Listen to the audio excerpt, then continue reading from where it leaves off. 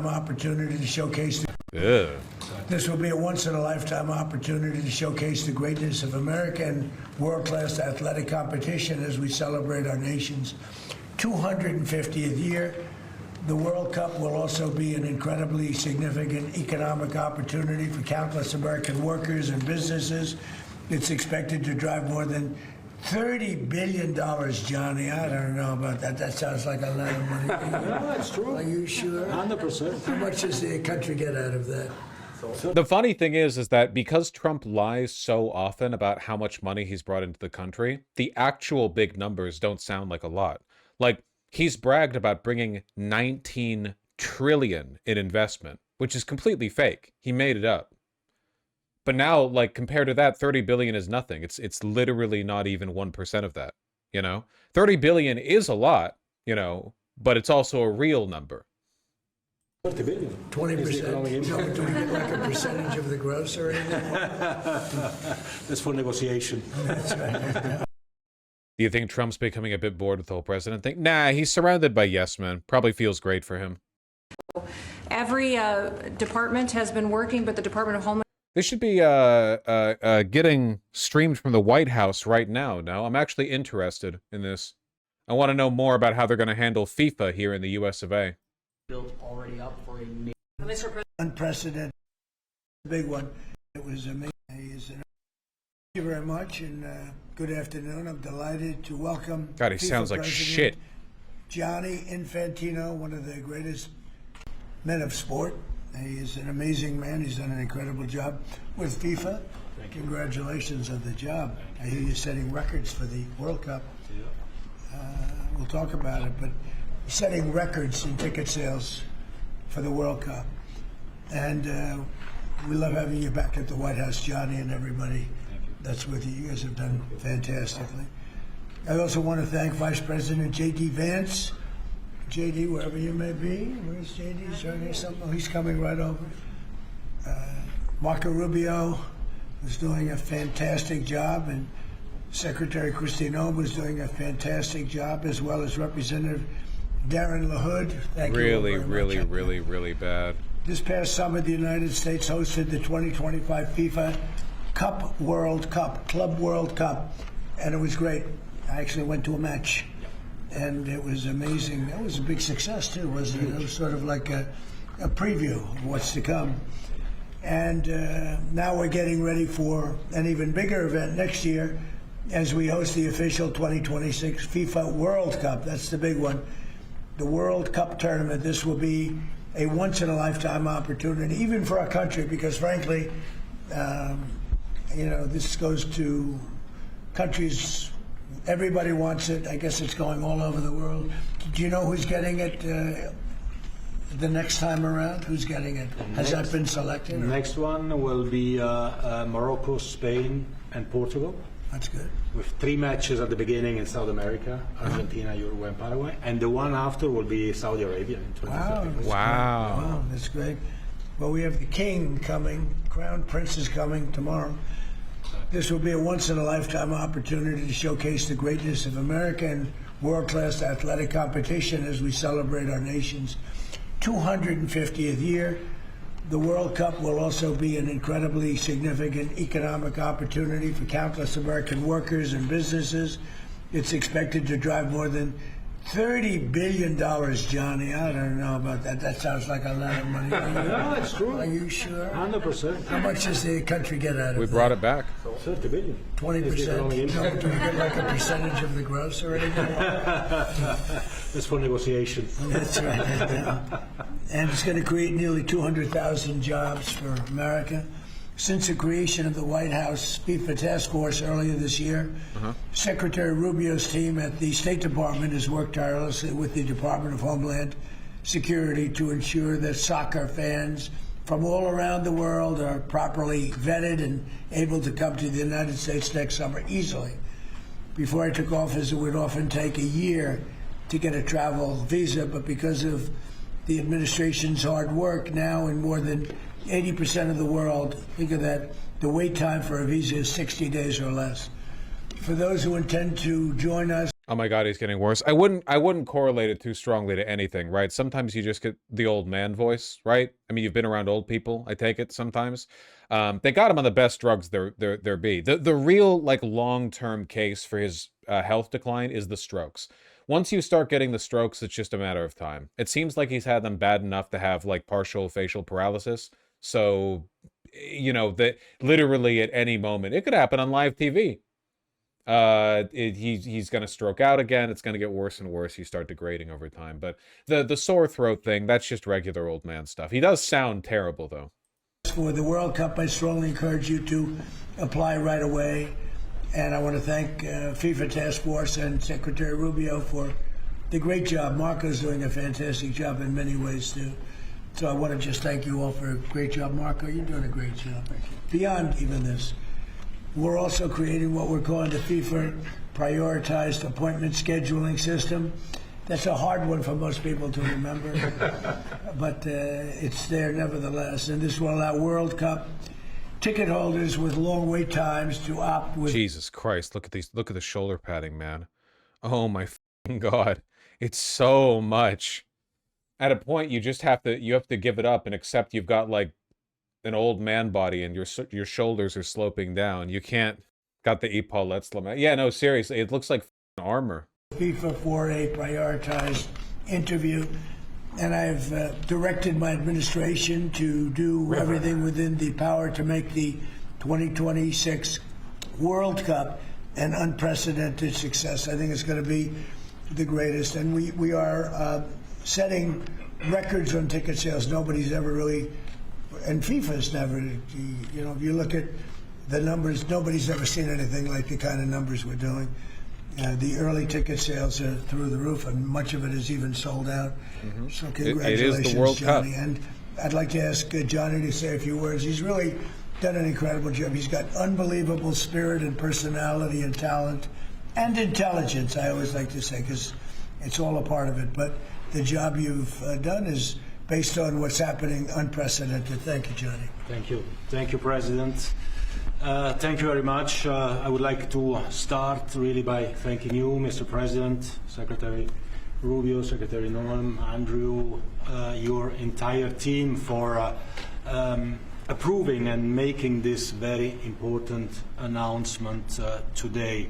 The FIFA Pass is being announced. The prioritize. It's so difficult to boycott the World Cup because it's an international organization. I feel like there are plenty of American sports leagues that have had corruption scandals, I guess, you know, with the I know the NFL and the NBA and the MLB have all had their own problems, but I feel like those organizations still relatively are so much more accountable to their fans than FIFA is, you know?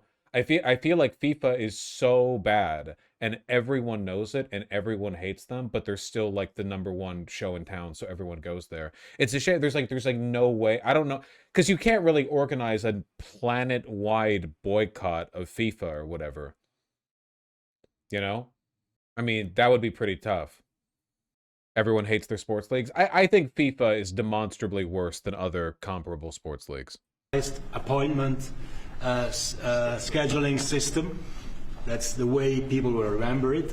So if you have a ticket for the World Cup, you can have a prioritized appointment to get your visa, because we said it the very first time we met, Mr. President, America welcomes the world. America will welcome the world here next year. We will have between 6 and 7 million tickets sold for the matches. We'll have between 5 and 10 million people coming to America from all over the world to enjoy the World Cup. And with this FIFA Pass, we can make sure that those who buy a ticket that are legitimate football fans or soccer fans, they can come and attend the World Cup in the best conditions, starting from getting their visa and then coming, of course, in the country to enjoy. You mentioned the economic impact, the 30 billion, 200,000 jobs, and this is just for the World Cup, and we will build on that to make soccer even greater here. You are the #1 country in the world, the United States of America, Mr. President. You have to be the #1 country as well in the #1 sport in the world. So we have to work for that, and we will do that, and the World Cup will be very, very significant in this respect. So big thank you to you, to the White House Task Force, to That's what everyone involved. And Clinton was giving Trump the other night. That's why his voice sounds like that. Celebrating next year not just the 250 You're freaking me years, out. You're but tweaking. also the greatest and most inclusive World Cup ever. We'll have 6 billion people watching. We have the draw coming up on the 5th of December here at the Kennedy Center in Washington, D.C. 1 billion people watching the draw to find out who plays whom and where. We have 32 teams already qualified before. It's going to be an event to follow, that's for sure. There have been so many warning signs. Like, for one, tourist travel to the United States has dropped by quite a bit, especially like Latin American countries, you know, for very obvious reasons. And every time they do like a little press conference welcoming people for the World Cup, they do this little addendum where they're like, but if you overstay, we'll kill you. Remember? Kristi Noem and JD Vance were up there on stage and they were like, we love immigrants as long as you leave when you're done. Like, it's terrifying. As a comfy privileged Westerner, which most of you are, would you feel welcomed by that if you were visiting a sports event in like Iran or something? Or what if you were going to Saudi Arabia and the minister of tourism over there was like, and we welcome infidels as long as they stay in their place? And it's like, okay, I wouldn't personally feel very welcomed. I don't know. I don't think so. Best part is some of the matches are hosted in Canada, Mexico. Yeah, if the ones in Canada or Mexico get attendance that is nearly as high as the US one, that would be pretty huge. Obviously, the American World Cup event will get the most attendance, the most, because we're America, right? You know. But if Mexico and Canada get comparable numbers, that would indicate like a lot more people are choosing to lean towards those, you know. Or by tomorrow night, we'll have 42 out of 48 qualified. So a quarter of the world will be here, and we are looking very much forward. So thanks for the support. Thanks for the great work, and always happy to be here at home, if I can say that. You are. We are. There's your beautiful trophy right there. Yeah. You are. And a big part of it, too. Marco, would you say a few words? Yeah, thank you, Mr. President. First of all, for getting the games, because this happened in your first term when the Cup came here, and it's a major undertaking. So we've deployed over 400 additional consular officers around the world to deal with that. In some cases, sports in general are no longer for the plebeians. Most people going to the games are millionaires trying to LARP as many other people. I think that's more the case in America. My understanding is that sports games in most of the rest of the world, it's much more common, even for big teams, for like you can just show up, right? Like if there's a local game. Like in America, to attend a high-profile NBA game, my understanding is that you have to be a rapper. You have to be like a rapper or a movie star or something. But if you want to go to a football game in Brazil or Spain or whatever, and it's, you know, the stadiums in your city, you can just kind of show up. I don't know. Doubling the size of the consular presence in our embassies in certain countries. And the good news now is that in about 80% of the world, you can get an appointment within 60 days. It used to take, you know, half a year or longer, and now it sometimes... What, with like affordable tickets? Yeah, I don't know. I feel like probably one of the reasons there's... Because my understanding right now is that all of American sports culture is based on the television and on sports betting, which is bad. Both are bad. But you probably develop a much more authentic sports culture if it's easy to just like attend a game weekly. Isn't that normal? Like, you have a stadium. I feel like that should be a pretty normal thing. I don't know. In my head, I get, like, if you're in a city and the city has a stadium that can host thousands and thousands of people and you're a big sports fan, the idea of like, oh, it's Saturday, I will now go down and spend 3 hours watching the game because I am a fan of that team. Just like normal. I don't know why that has to cost $65. Took, you know, now you can get it in less than 2 months, where in places it took over a year. In places, for example, like Brazil and Argentina, it took over a year to get an appointment. Now you can get it in less than 2 months. So our advice to everybody is, if you have a ticket for any of the games, you need to apply if you haven't done so as soon as possible. 65 is cheap for tickets. Listen, the only sports games I ever attended semi-regularly were the Dodgers in Los Angeles, and those tickets were expensive. Obviously, it's the Dodgers, but, you know, it was a huge stadium. Shouldn't be that expensive. Like, you have a lot of people there, you know? whatever. last minute. Your ticket is not a visa. It doesn't guarantee admission to the U.S. It guarantees you an Trump expedited is gone right now. You're still going to go through the same vetting. We're going to do the same vetting as anybody else would get. The only difference here is we're moving them up in the queue. We're moving them up faster. But my advice to everyone that's watching around the world is if you intend to come to the games, you have to have a ticket. You need to apply. Apply as soon as possible. You're going to get your interview within 6 to 8 weeks, and move forward from there. Don't wait till the last minute to do it. Thank you. Mr. Congressman, would you like to say something? Well, first of all, Mr. President, none of this would have happened without your leadership securing this during your first term. Should tickets be subsidized? Okay, in my opinion, the city should pay for the cost of the stadium because the stadium should be the city's. It's insane to me that a piece of infrastructure that large is not owned 100% by the municipal government or possibly state government, depending on the specifics of who provided the funding. Like that shit, like if you're a professional sports team, your ass is getting hosted at that location, okay? All of the revenue gets managed by the city, and maybe you get a cut of that. I mean, work it out. I don't care. Stadiums are so big.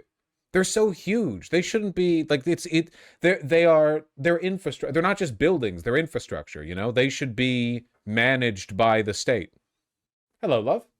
River's been bothering me. I tell my colleagues all the time, this will be the largest sporting event in the history of the world. We expand from 32 to 48 teams for the first time ever. We're doing it with Mexico and Canada, but obviously the 11 host cities will be here in the United States, and it's going to have a $30 billion impact economically in this country. And so it has been a team effort by everybody, but I also want to thank... The counterintuitive problem is that if you lower the tickets below their market value, scalpers come in and buy them in bulk and sell them at their real market value. That's why cities like LA, it's so expensive. Okay. Counter proposal. How do you manage this? There are ways to manage scalpers, right? Like for one easy solution that has its own problems is just don't have tickets. If you show up, you get in and you pay the money. There's no way to scalp that. But then that'd be crazy because a bunch of people would leave and then only the people who got there first would go there. I think, like, at the end of the day, the big problem, it's the same problem we have for YouTubers, live streamers, movies, TV shows, everything, which is when everyone's attention is focused on a very, very, very, very small number of people, all of the interest is disproportionately accumulated. Nobody pays attention to their hometown game. You don't have to worry about scalpers if you live in dipshit Iowa and you've got a local stadium with your local team. Nobody's scalping those tickets because the seats are not going to be filled. The scalpers have to rely on like very high profile games. So if people were more invested in their local games, then it wouldn't be as much of an issue. I don't know. I'm not a big sports guy. I just think it's kind of sad. I've got friends in Europe and they're like, ooh, yeah, when I want to go to, this is a European accent, when I want to go to the local game, I just walk over and I take the tram and then I'm at the stadium and I go and I pay $5 and I get a beer for €4 and then I watch the game. And they do this every week. And I know people over here in America who are like, yeah, I've been saving up for a $400 ticket to watch the Eagles or some shit. And it's like, what the f***? That's crazy. President Infantino, and obviously you, Mr. President, and your entire team, Andrew and Nick and everybody, it is going to be an unbelievable sporting event next summer. It's going to be great. It's going to be great. Andrew, would you like to say something? Sure. I think we'll have somebody much more important. it's much more important. And honestly, without her work, without Secretary of State Rubio's work in the State Department, this would not happen. And without your leadership and your vision, this would not have happened. I think 2 key points. One, Secretary of Is State he dying? already Dog, they're talking about soccer. I'd be struggling to stay awake if I was sitting there too. Highlighted this is a welcoming message to the world without going around the safety and security procedures. It's so key to make sure that this World Cup is safe and secure, and the White House Task Force is working every day to make sure that's the case. And also, as Congressman LaHood said, the economic benefits for American businesses, both small and large, from a $30 billion event like this. So man, really, that's thanks to nothing all compared the to White House 19 Task trillion? Force members, from Secretary Rubio to Secretary Noem, to notice the funding opportunities that went out to the citizens. ICE is going to guard the stadium, I think. They said that about the NFL. And they're probably not going to, by the way, because that'd be insane. And also the amount of personnel that it would take to guard the NFL Super Bowl stadium would be a significant portion of their total staff. It would be a complete waste of time. But yeah, no, the administration is so desperate to vice signal about how racist they are. Like it's going to end up over their numbers here, you know? Bad Bunny is going to get so much attention. So much attention, man. You know he's going to say some shit, too. During the halftime game, like he's going to make a statement. There's no way. They're going to be crashing out over it for months after. Yeah, in Spanish, obviously. But I'll have you guys translate. States last month were really key from the safety and security perspective, to Deputy Chief of Staff Luna, who is integral in this whole process, to the White House task force members that are standing in the back of the room today and that couldn't be here. Without your hard work, this would not have happened, and I really can't thank you enough for really the best team I've ever been a part of. And also to FIFA, to the President Gianni Infantino, my good friend Carlos Cordiero, your desire to make this World Cup the best yet, it's contagious. Every single day I come in and think, what can we do to make this even better? And Mr. President, your vision. Are you Yanks introducing halftime shows? You don't deserve sports? What the fuck are you talking about? The NFL, the Super Bowl halftime show is the most popular halftime show in the world. Nothing else even comes close. What are you talking about? That's our shit. You've got your soccer. We've got the other soccer. We've got the other football. He talking about the World Cup having a halftime show? Oh, I was talking about the NFL with Bad Bunny. I wasn't talking about the World Cup. Yeah, I don't think most sports have a halftime show. Does soccer have halftime? There's no halftime in soccer. Is there? Why is there a halftime in football? Why does football get a halftime? It's not like football is more physically strenuous. I guess it's more like dangerous in like a tackle kind of way, but yes, but no show? Why is there no show? Everyone, it's soccer. You're all Latin. Can't you do a dance? A little dance? Oh my God, I will vote. More than anything, I think it takes a unique visionary to be able to go and see a sporting event and realize that this can be one of the greatest cultural events in world history. And I think there are very Holy shit. I'm sorry, I'm being a little misogynistic. Look at the difference between Kristi Noem's plastic face and her hands. Jesus Christ. They need to invent hand Botox. You won't be able to articulate your fingers fully, but like Jesus. Listen, it's okay to age. But, like, at this point, you have to be wearing gloves, you know? This is, like, the substance territory. Aside from the 45th and 47th President of the United States, Donald J. Trump, that can do that undertaking. So thank you. Thank you very much. Christy? Mr. President, thank you for Andrew. Thank you for making him the head of our FIFA task force. He's fantastic. And Nick has been a rock star in facilitating all of our meetings, getting everybody together, and making sure that we're prepared to host this event. And it's going to be the world's largest sporting event ever hosted, and it's happening under your leadership. So every department has been working, but the Department of Homeland Security is working on making sure people can travel here safely. They know that they're welcome to the United States, that each of these events will be cooperative events with our cities to make sure that security needs are met. We put out over $600 million worth of grants to the 11 host cities that they'll have the advantage to partner on technologies and screening technologies, drone technology, counter UAS as well will be implemented. So we'll be prepared to host it safely, but also with Marco's leadership at the State Department, making sure that people that come in on these tourist visas are coming in thoroughly vetted, just like anyone who would travel here. And they would see, it's stuff like this. Stuff like this is going to depress travel because no one wants, like, you're hosting the World Cup and you're dedicating time to being like, now, yeah, don't worry, it won't be like those illegal invasions, you know, even though a lot of them will be Mexican or whatever. Come and enjoy our country, and then they would go home and go home in a timely manner. So we're excited about that, and we're excited to partner with you, Mr. President, on creating memories for people around the world that will make them not just fall in love with the United States, but also fall in love with the sport soccer. Thank you. How many games are there, Johnny, total? Total 104 games, meaning 104 Super Bowls in 1 month. This is the magnitude of the event. You know, when you think It is. It's 104 9/11s. It's going to be the biggest sporting event we've ever had. It's like having 104, or even if you cut it in half, 50, 60 Super Bowls, right? That's okay too. Any questions? Mr. President, can you just take us through this FIFA Pass idea that you guys are talking about here? Oh my God. How exactly is it going to work for ticket holders to this big event that the United States is hosting? I'll let my guys do that because they can do it much better. And either one of you two, Nick, would you like to talk about it? Sure. Well, Mr. President, without your leadership, this would not happen. And we came in 10 months. We have a system that's going to welcome the world. The greatest host in the history of the world is going to host the world here. Basically, this system allows folks with a FIFA ticket purchased through FIFA to go through the FIFA portal that is then going to get prioritized with the State Department, so that those appointments are going to be had before existing appointments, so that people, when they buy tickets, they have confidence that they're going to be able to come to the games and spend their money and travel this country and do all the things that they want to do and enjoy the game. So it's an incredible vision that the president executed here. Within 10 months, we started with really not that much. And Jesus Christ, the glazing. This is why we got that brilliant example of prosecutorial misconduct with the James Comey case, by the way. It's not possible to do your job when everything has to be filtered through this. Same thing happened to Hitler. Same thing happened to Stalin. The only reason General Zhukov was able to do anything was because he had enough clout that Stalin understood to let him cook. Like, it's always the same. As soon as everyone in government is required to act this way before they can do anything, it all falls apart because you lose the ability to deal with reality.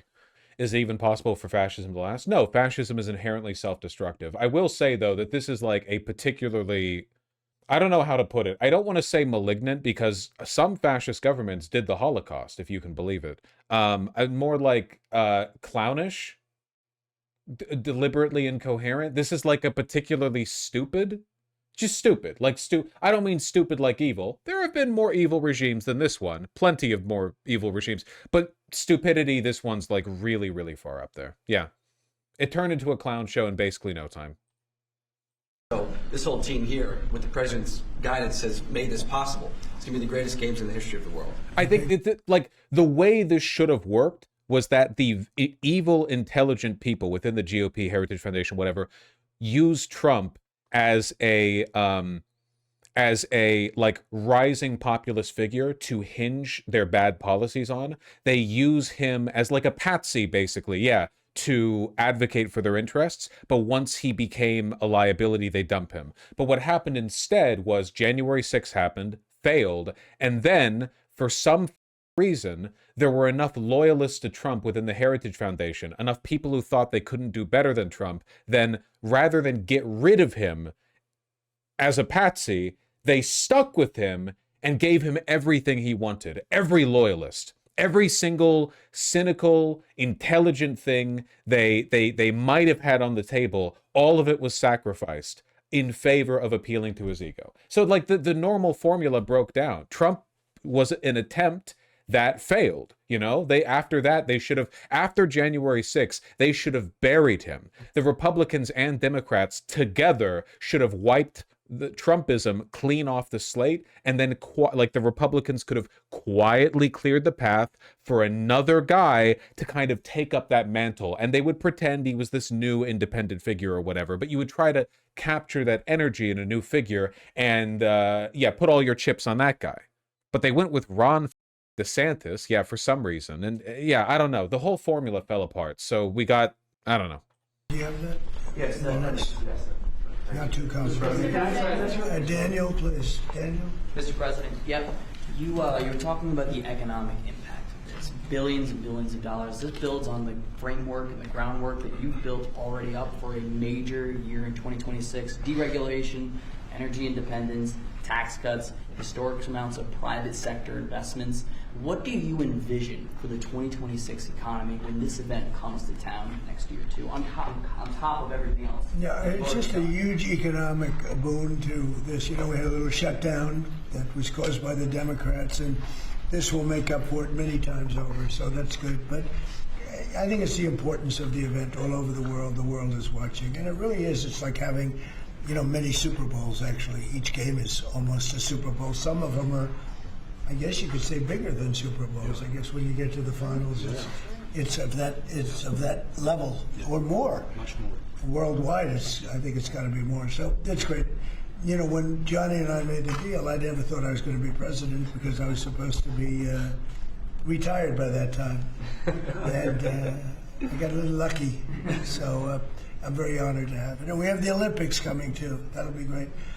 And the 250 is going to be right out on the lawn. You're going to have a UFC event with Dana White and his people. He's going to have the greatest card. I can barely make out what he's saying, man. I was talking to Dana White the other day, and they're going to have the greatest card they've ever assembled, Johnny. So you'll be sitting up there with me, Darren. We'll be watching it. So right opposite the front door of the White House. That's going to be on June 14th. So it's really going to be an amazing period of time. But this is something very, very special. World Cup. All my life I've heard about it. Yep. Mr. President, I have a question about Venezuela, but can I just first ask, the help of the president's always news. Your voice sounds a little rough. Are you feeling all right? Oh, I feel great. I was shouting at people because they were stupid about something having to do with trade in a country, and I straightened it out. But I blew my stack at these people. Well, it sounds like there's a follow-up there, but can I Okay. ask you about Venezuela? You suggested... Sounds as the what? It sounds like there's a follow-up there, but can I ask you about I Venezuela? thought you said there was a polyp. And I said, I don't want to hear that. Okay. You suggested you've made a decision about what you he's so old, man. He's so old. want to do next about Venezuela. I understand you don't want to tip your hand, but is there anything you're ready to rule out at this point? Are you ruling out U.S. troops on the ground? No, I don't rule out that. I don't rule out anything. We just have to take care of Venezuela. They dumped hundreds of thousands of people into our country from prisons. Nobody knows better than this young lady right here. She's done an incredible job with Tom Homan and all of your people. It's amazing. You know, we have a tight border right now. Nobody comes in. But we had millions of people pouring through. A year ago, we had millions of people pouring through our border. And many of them came from Venezuela, including Tren de Aragua, the gang. And I guess what I'm hearing, Christy, is that's as bad a gang as there is anywhere It's the in the world. worst. Is that Absolutely, actually? absolutely they are. She looks so creepy in that pose. Yeah, pretty insane way to hold your hands, like, by default, you know? The worst. I mean, they're worse. Remember when Elon got it in his head that the way he, like, the most epic way he could hold his hands together was with this? And he started doing this, like, directly to the camera every time he was in front of one? They're killers. They massacre people. They cut them up into pieces and they bury them in their communities where they grew up. They're horrible people. Now, we had a lot of them, and many of them, most of them, pretty soon, most of them are going to be out. But they sent them in like we're a dumping ground. So I'm not in love with the people running Venezuela. I love Venezuela. I love the people of Venezuela. But what they've done to this country, and I really say this, what Biden and the Democrats have done to this country can never, ever be forgotten. You suggested Maduro wants to talk. Are you prepared to speak with him directly? Would you commit to doing that before you order strikes? Yeah, I probably would talk to him. Yeah, I talk to everybody. Mr. President, Go ahead, Sean Garrett, was that who you were Please, go referring ahead. to? Was that India? Rebecca Zalko with Blaze News. So in a recent interview, you had made some remarks about H-1B visas. You said about H-1B visas. Yeah. You said that there were certain talents that Americans needed to outsource to foreign workers. Could you clarify? Until they learn that, yeah. Like, for instance, if you're going to be making chips, we don't make chips too much here anymore, but we are going to be in a period of a year. We're going to have a big portion of the chip market, but we have to. Chip investment is down right now, actually.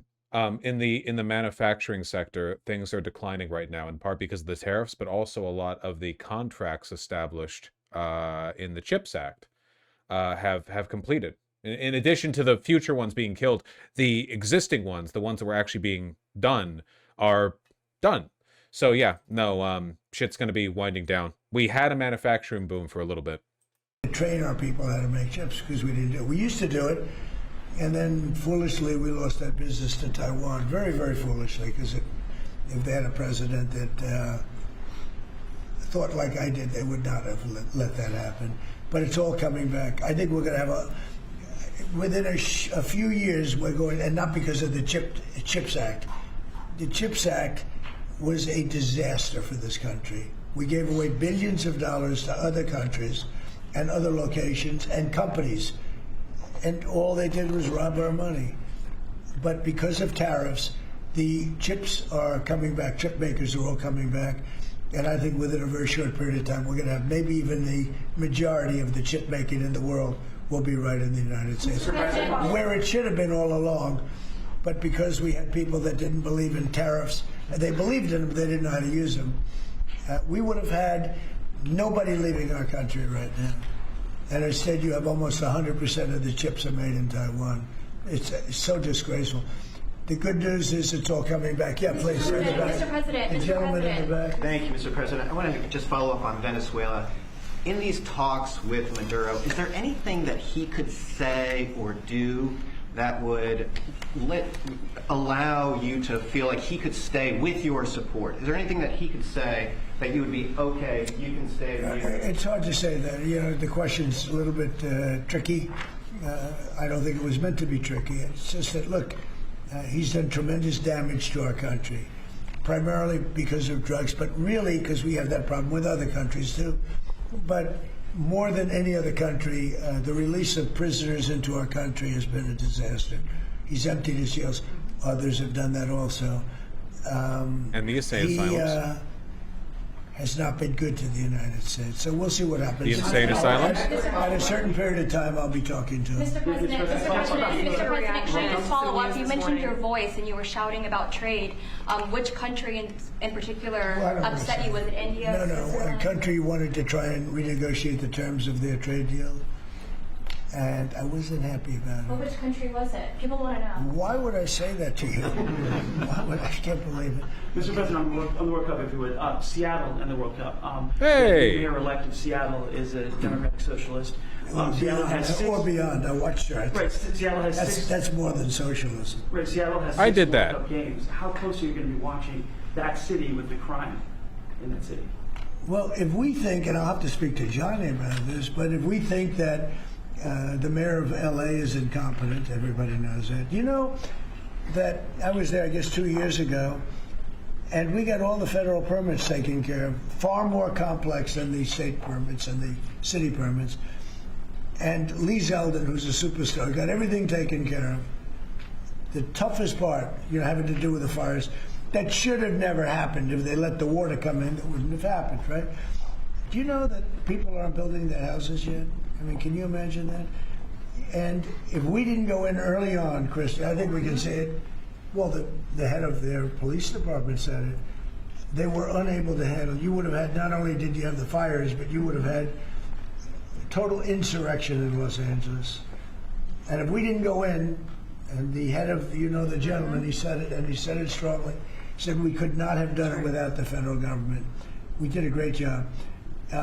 If we think there's going to be a sign of any trouble, I would ask Johnny to move that to a different city. We have a lot of cities that would love to have it, number one, and we'll do it very safely. So if we think there's a problem in Seattle where you have a very, very liberal/communist mayor, I would say, it's certainly beyond just liberal. I watched her over the weekend. Wow, that's another beauty we got there. But if we think there's going to be a problem, we'll... Oh, getting compliments, Katie Wilson, what an auspicious honor. This is the first time she's been mentioned by the president, right? Big deal, big deal. Johnny, can I say we will move? I don't think you're going to have this problem, but we're going to move the event to some place where it's going to be appreciated and safe. Yeah, well, I think safety and security is the #1 priority for a successful World Cup. We can see today that people have trust in the United States when we see at the ticket sales, we sold, record-breaking figures of tickets, almost 2 million already sold out of 2 million that we've been selling. This is because people, they know that they will be coming here and they will experience a safe and secure World Cup. This is the responsibility, of course, of the government, of Secretary Norm, of everyone, and obviously we will. We will discuss. We are working together. We have a task force for this, and we must ensure that all fans coming from abroad or being here, they can experience a celebration of coming together of the sport, and this goes only with 100% safety.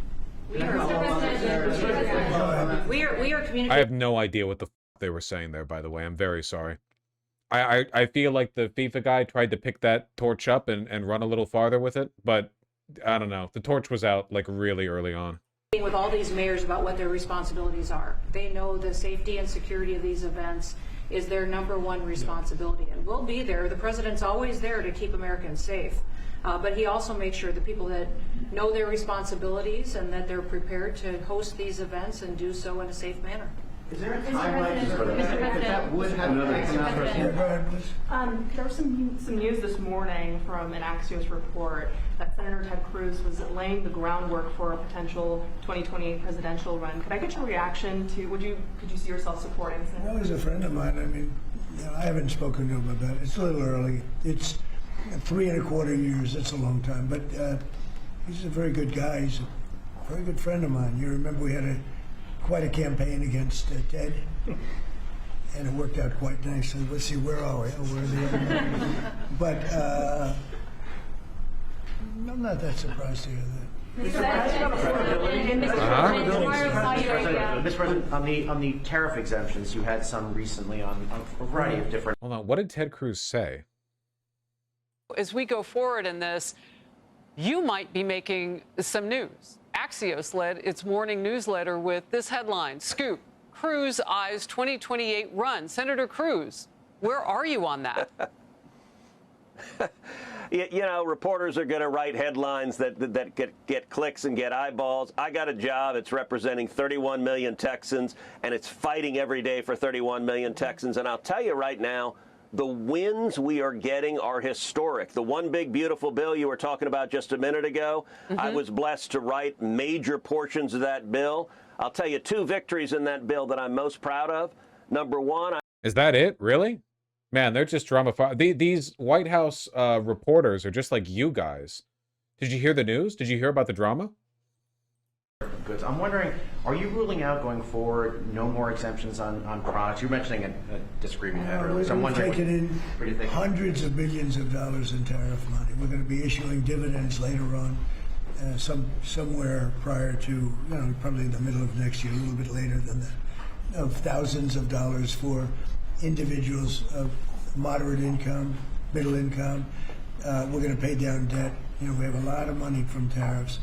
If we didn't have tariffs, this nation would be in serious trouble. And we've taken in tremendous amounts of money. And you know what's more important than that? We've protected our businesses from being raided like we did with the chip business. Now we're bringing them all back. But we had 100% of the chip industry. And then they left. They went mostly to Taiwan and South Korea, but mostly Taiwan. And they have almost 100%. And we're going to have, within a short period of time, a big percentage of the chip business are coming back because of tariffs, because they don't want to pay the tariffs, because the tariffs will be very steep if they don't come back, and they've committed to come back. As you probably heard, Apple is now up to $700 billion. We have NVIDIA at $600 billion. We have tremendous amounts of money pouring in. Actually, NVIDIA's tipped down lately. And Peter Thiel sold off all of his major NVIDIA stock, like a significant amount. So we'll see how that goes. Our country has become amazing again and really, really rich again. I will say this. We have a decision we're waiting for. It's a very big decision. The numbers that we've taken in, if you talk about investments, is trillions. Not with a B, not with an M, millions, but trillions of dollars. I can't imagine having to give that money back on something that we're allowed to do. And the ones that are fighting us are countries, largely. They're back in countries that have been ripping us off for years, using tariffs to rip us off. And now we're able to defend ourselves. It really is a matter of national security, because economic security is national security. So I think you're going to see another thing happening. I think you'll see food prices. They've come down very substantially since Biden. But I think you're going to see food prices coming down very substantially. Saudi Arabia, tomorrow you're hosting Saudi Arabia. Are you planning to sell F-35s to Saudi Arabia? I mean, and also. By the way, the reason we're watching this is because I just realized, I guess after the FIFA portion, we hadn't actually seen a Trump press conference in months. So we're checking in a little bit. Obviously, it's dull as all get out. But, that's your president. So are you looking at doing a similar security agreement like you did with Yeah, no, I am planning on doing that. Yeah. They want to buy. They've been a great ally. They've got to like us very much. Look at the Iran situation, what we did in terms of obliterating, we obliterated their nuclear capability. Yeah, I will say that we will be doing that. We'll be selling F-35s. Yeah. Mr. President, to clarify something you posted on Truth Social last night. You urged House Republicans to vote in favor of this Epstein release bill they're going to vote on tomorrow. I just want to be super clear on your position. Do you want to see that pass the Senate? Would you sign that bill if it gets to your desk? I do want to. Here's what I want. We have nothing to do with Epstein. The Democrats do. All of his friends were Democrats. You look at this Reid Hoffman, you look at Larry Summers, Bill Clinton, they went to his island all the time, and many others, they're all Democrats. All I want is for people to recognize a great job that I've done on pricing, on affordability, because we brought prices way down, but they're going way lower, on energy, on ending 8 wars and another one coming pretty soon, I believe. We've done a great job. And I hate to see that deflect from the great job we've done. I'm telling you, man, he really, really does hate it. He absolutely despises it because, again, to him and his social cohort, raping kids on Little St. James was just normal shit, right? It's like being a 80s businessman in Manhattan. It's like, oh, who rapes prostitutes? They probably all do, right? So imagine being in that environment and you get away with it like forever. There are no issues. You're wealthy, powerful, everyone around you in the same social cohort, so there are no issues, and then you make it all the way up to the presidency.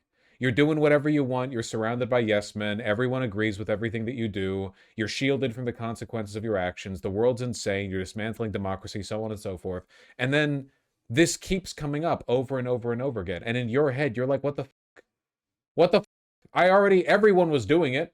Everyone was doing it. I've already settled this. This is done. It's in the past.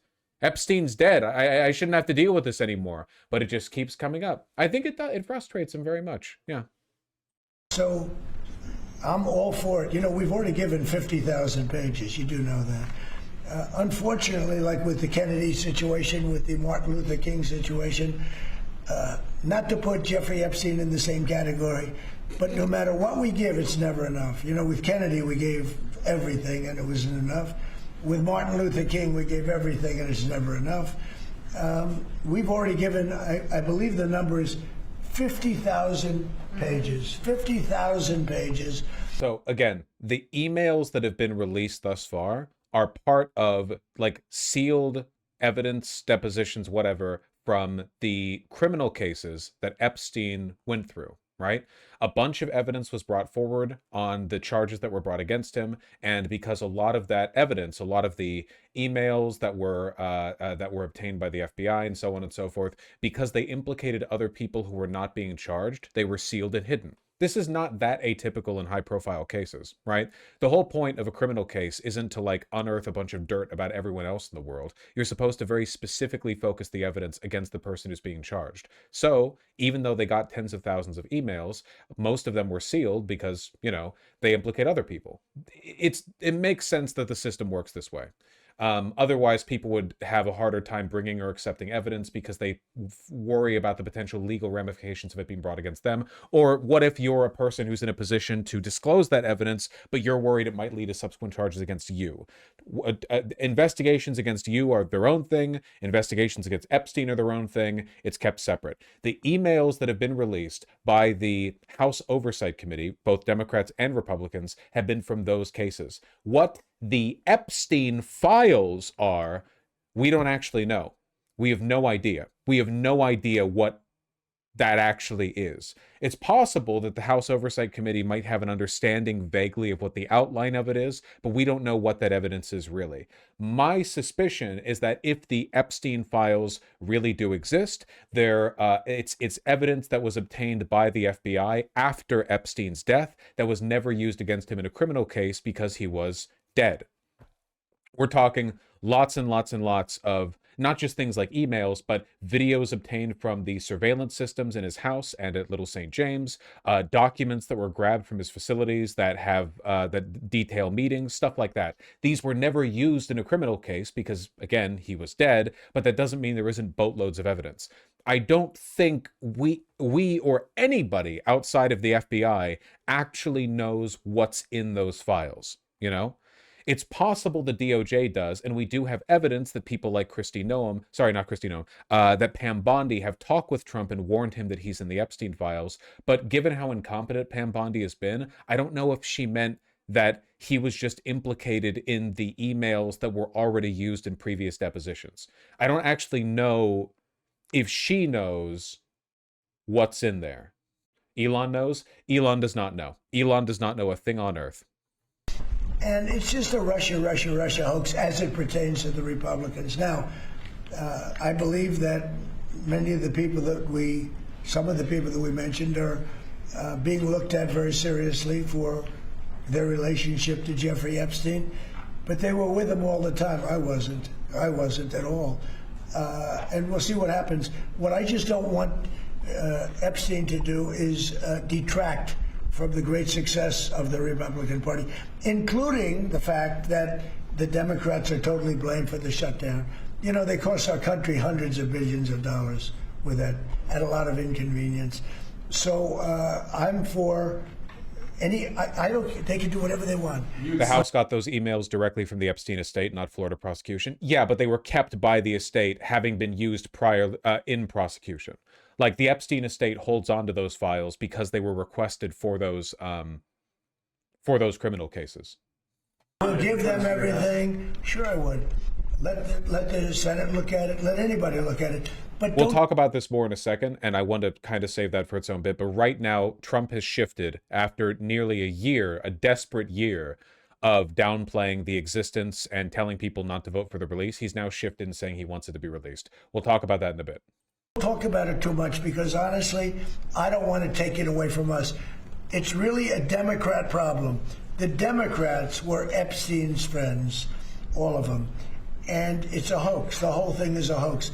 And I don't want to take it away from really the greatness of what the Republican Party has accomplished over the last period of time. Yeah, the shutdown is now over. Yeah. Administration officials had said when the shutdown ends, they'll reevaluate the farmer relief. Now we have the deal with China. So is the administration still looking to dish out farmer relief now that the government is back open? Yeah, we want to.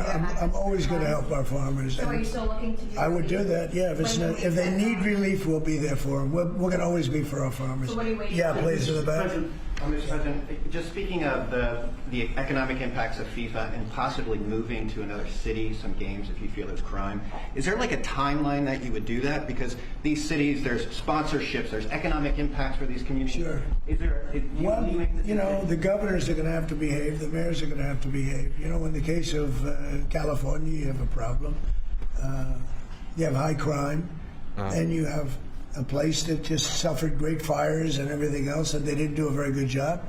And if we didn't go in from the crime standpoint, you would have had a disaster. It was not going to be handled properly. It wasn't able to be.